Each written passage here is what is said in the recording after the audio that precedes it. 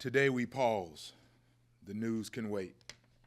We're here to toast a legend who's truly great. He's sharp with stats, his pen's a sword, and now he's joined the 50 Club horde. He's seen Wildcat wins and tough defeats, still types away from his press box seat. From Snyder's glare to climbing schemes, he's chronicled all the purple dreams. He was once young, full of wit and sass. Now he proofreads articles with bifocal glass.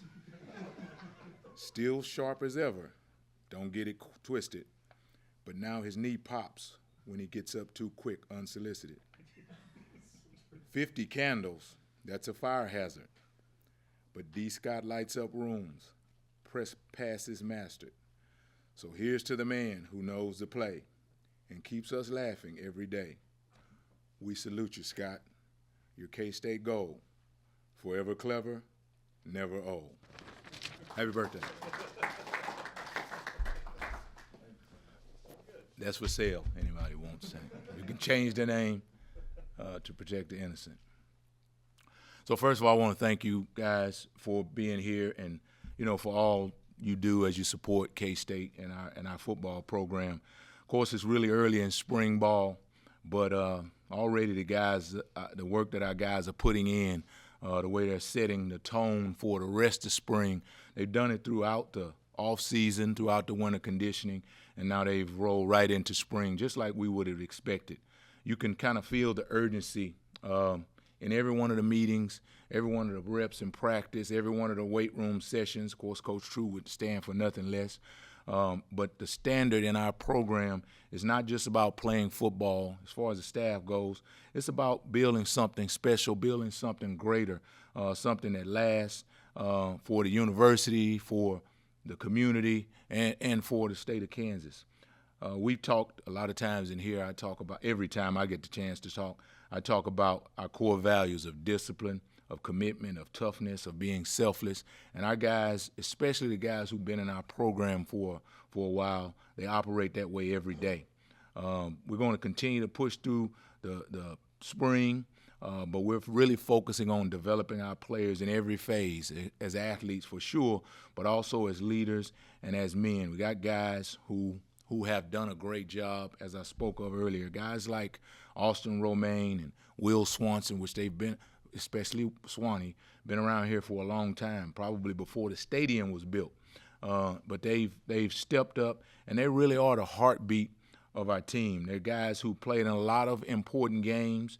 They made big plays and pressure moments, and they, different than some of these young guys who have walked into the program, they understand the level of commitment that it takes to play at the highest level, to play in the Big 12. But guys like Avery Johnson and Dylan, V.J. Payne, Andrew Leingang, Damian Elalio, Dez Purnell, Kobe McAllister, these guys have done a great job. And I'm talking about the first few days of spring, but going all the way back to the end of the season, after the bowl game. And those are the guys who spoke in the locker room about the expectations as we move into the future. Their experience has really been invaluable, and I can think of days throughout the off season where Damian and Taylor Portier would grab younger guys, take them in the weight room, and show them exactly how the warm-up should go, how they grab new guys when they come into the program, and they help them to understand the way we do things. And I think that is a really exhibition of how deep our culture is in our program. But then at the same time, you got guys like Darian Whitaker and Gunnar Maldonado who have walked in, and they're showing us that they're ready to be a part of this story, right? Because you say every team there's a different story. Well, these guys, as well as some of the new guys who might not be as young, they are showing us that they want to be a part of this story. They want their time to come now. And they're pushing our veterans, and they're earning the respect. They're earning it the right way through work. And I could continue on and on with my opening statement. It is much longer than this, but I'd rather stop and answer you guys' questions. Van, with the news coming out that maybe the roster limits might be tabled to a later date, does that change the way you guys look at roster cuts and such this spring? Well, you could say it does, but really, that's still coming, right? There's still going to be some roster cuts. We just don't exactly know what that's going to look like. So we have to, as a staff, as a team, continually prepare for the inevitable. There are going to be some roster cuts. When they come and how deep they cut, we don't necessarily know that. But one thing that I think is important for our players, which we as a staff have tried to explain in small groups, not necessarily in a big team setting, but in small groups, to have our guys understand how competitive college football is moving toward, right? If you talked about the NFL with 53-man rosters, every player who is on that team, he understands how important it is to be on time. He understands how important it is for him to be productive, to be able to execute on the field. Well, we're moving in that same direction as college football programs. And so having our guys understand that recovery is important. Academics are important. What you do off the field is important. It's even vitally more important now than it ever was because there's a competition for each one of these spots. And so even though we don't think the 105 roster limit is coming tomorrow, we know that something is coming along those lines. So we got to keep preparing our team in that way. I also wanted to ask, looking ahead to the NFL draft, what do you think will make guys like Marquise and Jacob good players at the next level? Well, I think that both of those guys have, throughout their career, they've been extremely productive, and they have shown versatility in their positions, with both of them playing corner and moving inside and playing different positions in the secondary. And, again, when you talk about limits on rosters, the more you can do is beneficial for an individual player. Both of those guys have the ability to play on special. We didn't necessarily use them as much as we possibly could have on special teams, but they definitely have the ability to play on special teams. They sat in every special teams meeting. They took notes, and they were a part of it from a mental standpoint. They learned a lot from Coach Katz. So I think those points will provide them an edge when they get an opportunity to play in the NFL, which I think they both will. What are you seeing from your corners, speaking of not having Jacob anymore? Jacob's not back? I'm sorry. Wow. No, I'm really. I was about to say I'm really extremely, but my mom wouldn't like for me to say that. I'm extremely proud of the progress that we've made in a short time. When I look at where we've come in that room since we've been here, I am really impressed with the kind of players that we've put in that room. Guys who work hard, and that's what Jacob represented. That's what Echo Boydo. That's what Julius Brents. That's what they represented. And guys like Justice James, guys like Donovan McIntosh, Zayshawn Rich, new coming into the room, Jaden Rowe. Those guys have continued that. And so I'm excited about the way they work. I'm excited about the way they work together. I'm excited about what happens in the meeting room when we are installing new defenses, when we are teaching and going through new techniques. Those guys are locked in. They're taking notes. And when we go out on the field, yeah, there's coaching, but we're not making the same mistakes. We're learning from mistakes, and we're continuing to get better. And I think that's their attitude. And so that's really refreshing for me as a coach. So I'm as excited as I can be. But Jacob's not back. Wow. Okay. Coach, shortened spring, lengthened the off-season program with Coach True. What have you seen from that? Well, just like I'm sure Coach expressed, we got stronger, we got faster, and I think you can always benefit from that time, from that moment. It was a commitment that our staff made. We explained it to our players. They understood it. They committed to it, and we had results. We had positive results from it. And so I'm as excited as I can be to be able to have a cornerback who walks in, who could have come in at 185, but he came in at 195. And so and that's just an example, but that has happened throughout our team. And when we from a running standpoint, from a speed standpoint. We had guys who got faster over the course of this time. So I'm excited about how that's going to benefit us for the rest of this spring.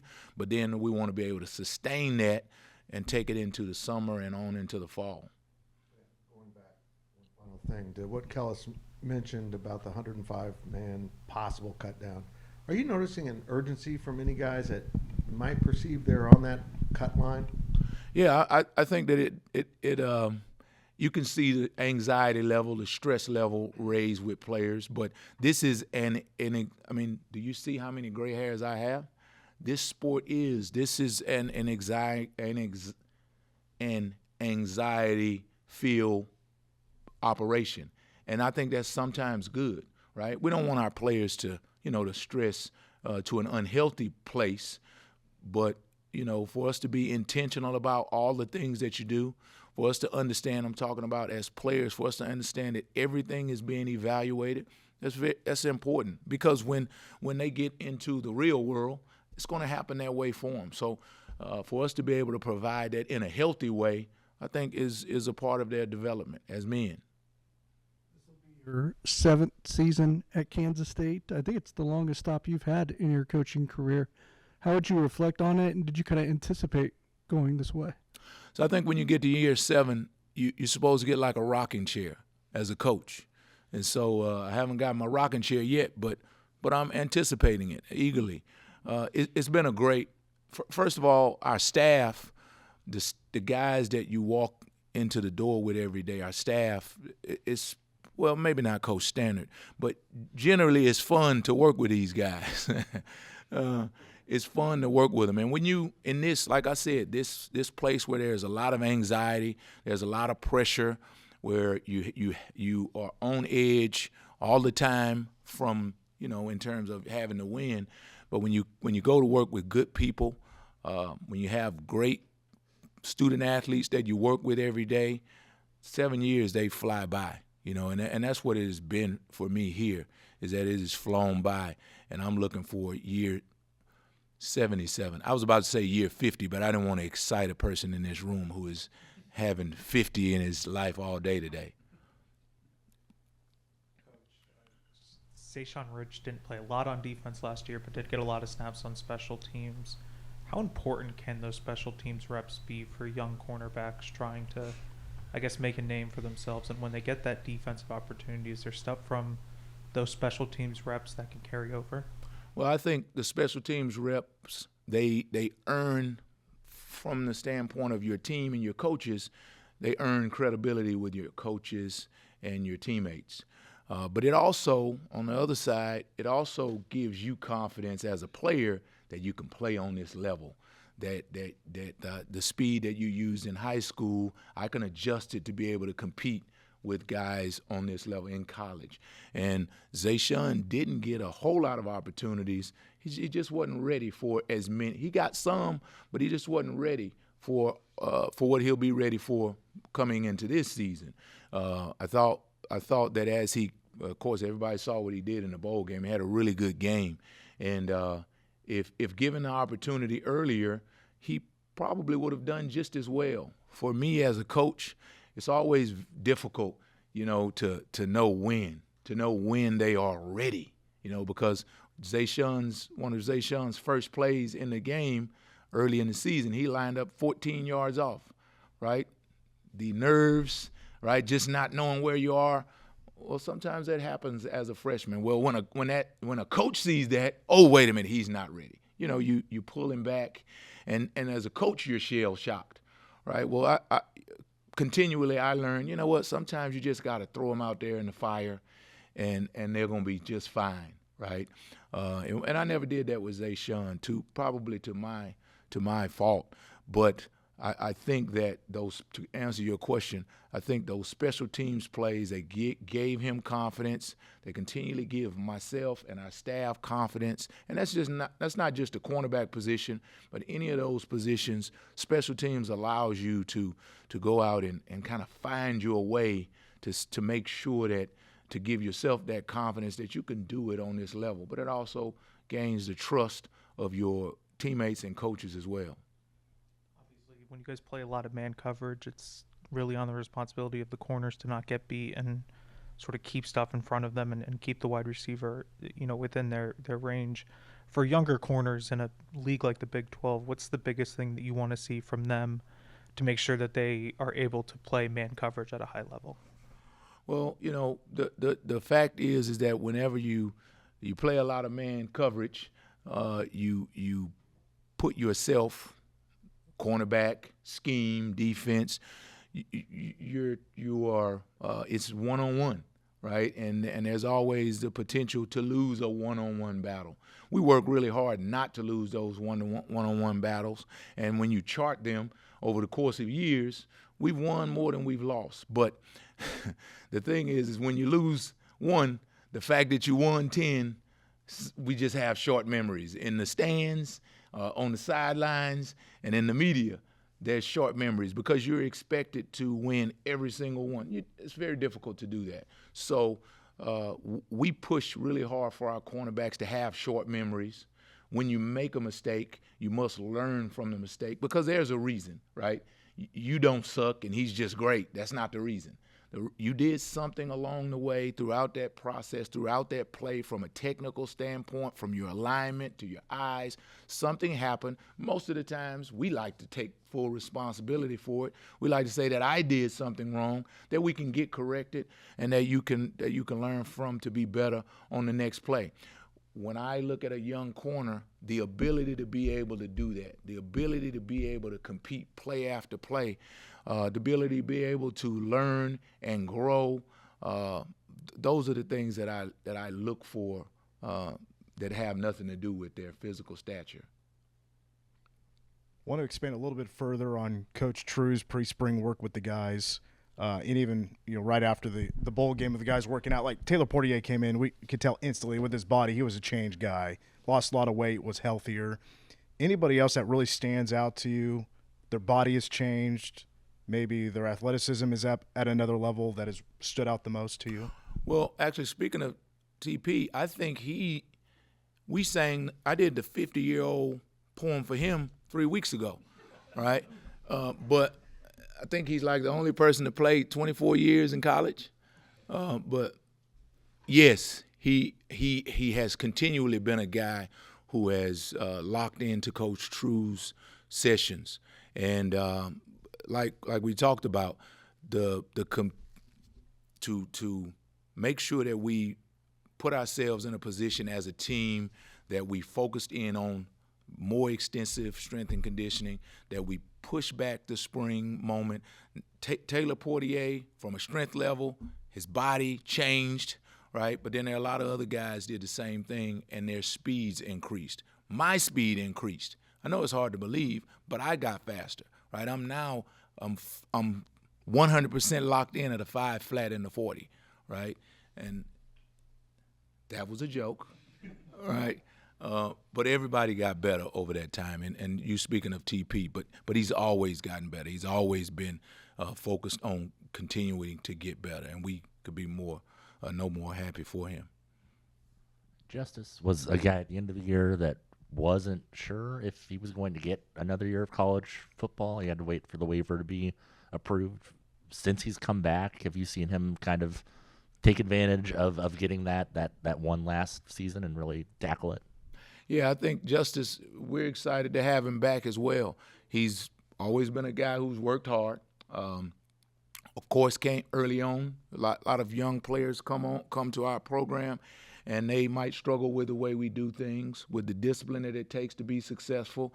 But now I would look at Justice as a guy who is in a leadership role, right, who's been around here and who's had some ups and downs, had some challenges. But just like you stated, he's excited about having an opportunity to continue to play on this level, and we're excited for him because he's played a lot of meaningful snaps. He's definitely been a special teams mainstay. And so I think as we go into that room, he's one of the guys who is a quiet leader in that room. And I think he'll continue to get better throughout this season. A handful of new faces on the wide receiver side of things. From your perspective, what's impressed you the most about this new group and how have they kind of handled things in practice? Well, I think, and I never say any nice things about wide receivers, and I really don't want to start now. But since you twisted my arm, Tibbs has been really impressive. He I kind of, when I walk out to practice, I watch those guys as they're doing pre warm up things, right? And he's always there doing it. And then post practice, he's always a post practice guy. He's always the guy who's up and down the halls trying to meet with coaches to give himself an opportunity to get better. I don't coach him, but I see him doing those little things. Same thing with JB. Been really impressed with really them as a group with their physicality on the line of scrimmage, because that's something that, from a cornerback standpoint, we are physical, man, in-your-face players. And so it's been a lot of really good competition. So we have Jaden Rowe outside, who is like 6'5" and 280 pounds, it seems like sometimes. And so to see him match up with those wide receivers and the physical battles that they go through throughout practice is pretty impressive. We've always, Coach Middleton and I have always talked about having receivers who can withstand that, because that's what happens in the Big 12, is that corners, they get in your face and they're going to be aggressive. And so I think we've fortified that room with guys who can run for sure, who can make plays with the ball in their hands, but who are physical on the line of scrimmage. That's been the most with the whole group. That's been the most impressive thing that I've seen. I wanted to ask you about VJ Payne, just his growth. In fact, with his speed, I asked if you were trying to recruit him away from the safety position, but how has he developed in his time, do you think? Well, I tried to make a trade. I offered Coach Clanderman a bicycle pump, a loaf of bread, 3 apples, and a Tic Tac, and he wouldn't take it. No, VJ has continually grown in this program. He's continually gotten better. He has not anything to do with him being one of the faster guys on the team, right? He's grown as a leader, right? I remember pushing him as a younger player who was playing to be more of a leader, and he just didn't do a good job of it. Well, I see him now grabbing guys, challenging guys. When a guy has a struggle with a particular play on defense, or a guy makes a mistake, he's one of the first ones to go over and grab him. And so I think more so than him continually improving his game, he's done a good job of pouring into younger players and making the guys around him better, which I think that's a mark of really, the next level guy, is when I can make somebody else better, when I can take the next player's game to another level. Also, McIntosh was another one of the 23-mile-an-hour guys, I think. But how is his speed, do you think, helped make him? Well, Donnie's always been able to run, and so when he does things that concern speed, like, I don't give him a lot of credit, right? This is he and I. This is our personal deal. I don't give him a lot of credit for that. I look at how he works in the weight room. I look at how he's committed to gaining weight, how he's committed to continuing to work with Scott Troush to put himself in the best position from a nutrition standpoint. He did that. Yes, he's 23-mile-an-hour guy, but all those other things in terms of doing right academically, in terms of committing to gaining weight and working with Scott Troush, doing the recovery things, he's done that. And so that's what I've been most proud of about his growth so far this offseason and heading into the spring, is that he's kind of put it together and done the things that maybe he didn't like to do. Maybe they were not as fun, because, again, he's always been able to run. But those are the things, being able to sustain that weight, those are the things that are going to help him to be able to see the field and have success on the field. Also, you mentioned Jaden Rowe. You've had some longer corners, but have you had one that's as strong? He looks kind of like a linebacker. I appreciate if you don't say that. right? Because Coach Stannard is always lurking, right? So just let me stop you right there. He is definitely a corner. He can only play corner. And I can't even go to sleep and dream of him playing anything else. Left corner, as a matter of fact. No, he's definitely one of the bigger guys that we've played with, but he also has incredible athleticism. I actually asked him the other day in the meeting. I said, hey, man, so you've always been bigger than everybody. He said, no, I actually was an average-sized kid until I think he said my junior year in high school. I said, so then at that point you just started walking around taking other kids' lunch in high school. He said, no, I've always been a nice guy. So, but he is definitely one of the bigger guys that we've played with. But he's athletic, he's physical, he can run, and he's fitting well into our system. A behind-the-scenes question, because Kleiman mentioned that the offense is going to make a few changes with Matt Wells now in charge of being the coordinator, not wholesale or anything. But when it comes to working with the defense, do you prefer not to know maybe some of those changes? Do you want to be fully involved in knowing all those changes, or what are you wanting to know when it comes to challenging your guys about those changes, about what you're going to see from the good on good? Oh, from our offense. Well, I know that we're going to have to, when presented, we're going to have to make plays on the football. I know when presented, we're going to have to do a good job on the line of scrimmage, getting our hands on the receivers. So there are some things, they never change. It doesn't matter what offense you run. It doesn't matter what defense you run. It doesn't matter. Certain things are going to happen in football. And so as we work in the spring, we're developing the fundamentals. Because there's going to come a point where we're going to have to play Army, right? And it'll be totally different than anything that we see. We're going to have to play Iowa State, and it'll be totally different in many ways than a lot of offenses that we face. And so we try to train our guys to from a fundamental standpoint, especially in the spring, because you're not facing schemes, to be prepared for everything. Now, when we work with our offense, then we see them every day. So from the standpoint of knowing what they look like when they release, from knowing what Avery looks like when he sets up to throw those are things that kind of are consistent, and I can't take that away from our players. But I want to do everything I can in the spring to develop them from a fundamental standpoint. So the fact that our offense they're really secretive about how they operate, we're okay with that, right? Because we're going to develop our fundamentals from a defensive standpoint every day, no matter what. I hope I answered your question. I don't feel like I did, but I might have purposely done that.